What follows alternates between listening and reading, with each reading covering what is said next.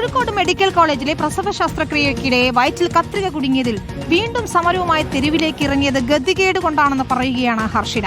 ഇപ്പോഴത്തെ സമരം രാഷ്ട്രീയ പ്രേരിതമല്ല, സാമ്പത്തികമായും പ്രതിസന്ധിയിലാണെന്നും നീതി ലഭിക്കും വരെ പോരാട്ടം തുടരുമെന്നും ഹർഷിന റിപ്പോർട്ടറിനോട് പറഞ്ഞു. ഹർഷിനെ കേരളത്തിന് പരിചയപ്പെടുത്തേണ്ട ആവശ്യമില്ല. 5 വർഷക്കാലം എന്താണ് അസുഖം എന്നറിയാതെ ചികിത്സിച്ചു. പിന്നീട് വയറ്റിൽ കത്രിക ഉണ്ടെന്ന് മനസ്സിലാക്കുകയും അതുമായി ബന്ധപ്പെട്ട നിയമ പോരാട്ടത്തിലേക്ക് പല തവണ കടന്നതാണ്. സർക്കാരിന്റെ ഭാഗത്തുനിന്നും നീതി ലഭിക്കുന്നില്ല. വൈകി ലഭിക്കുന്ന നീതി അത് അനീതി തന്നെയാണ്. എന്നാലും വീണ്ടും സമരം കടുപ്പിക്കുകയാണ്. എന്താണ്, ഏത് രീതിയിലായിരിക്കും ഈ സമരം കടുപ്പിക്കുക?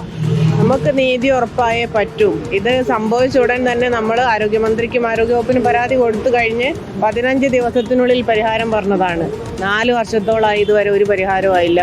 8 വർഷത്തോളമായി എന്നെ ദുരിതം അനുഭവിച്ചുകൊണ്ടിരിക്കുകയാണ്. അപ്പം എന്നാണോ നമുക്ക് നീതി കിട്ടുന്നത് അതുവരെ ശക്തമായി മുന്നോട്ട് പോരാടാൻ തന്നെയാണ് തീരുമാനം.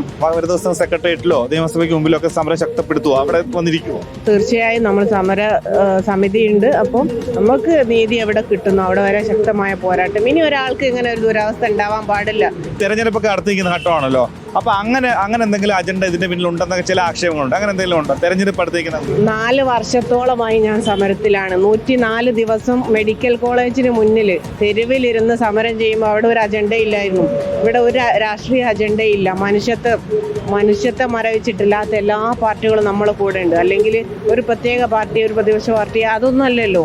ഇതിപ്പോൾ ഭരിച്ചുകൊണ്ടിരിക്കുന്ന പാർട്ടിക്കാർ വരെ നമ്മളെ കൂടെ ഉണ്ടായിരുന്നു. പിന്നെ അവർക്ക് മുകളിൽ നിന്ന് വന്ന ഉത്തരവ് പ്രകാരം അവർ മാറി നിന്നതല്ലാതെ നമ്മളെ കേസിൽ എല്ലാവർക്കും അറിയുന്ന കാര്യം പകല് പോലെ വ്യക്തമായതാണ്.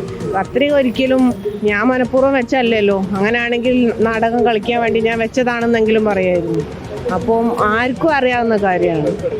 പക്ഷേ ഇപ്പം വെറുതെ അത് നമ്മൾ ഗവൺമെന്റിനെതിരാണ് നമ്മളെ സമരം എന്നുള്ളത് കൊണ്ട് മാത്രം ആളുകൾ വന്നിട്ട് സോഷ്യൽ മീഡിയയിൽ മറ്റും പറഞ്ഞിട്ട് ഇത് തെരഞ്ഞെടുപ്പ് നാടകമാണ് അങ്ങനെയൊക്കെ പറഞ്ഞ് കമന്റ് വരുന്നുണ്ട്.